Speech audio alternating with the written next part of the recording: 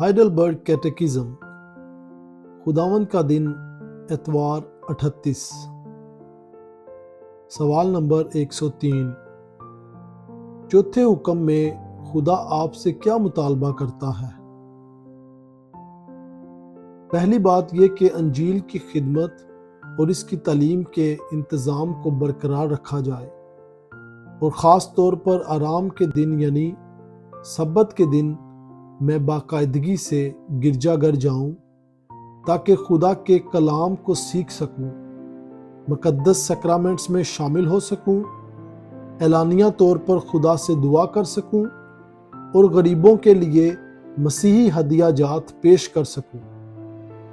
دوسری بات یہ کہ میں اپنی روزمرہ زندگی کے برے راستوں سے آرام کروں، خداوند سے کہوں کہ اپنے پاک روح کے ذریعے میری زندگی میں کام کرے، اور اس طرح میں اس زندگی میں ابدی سبت یعنی آرام کا آغاز کر سکوں۔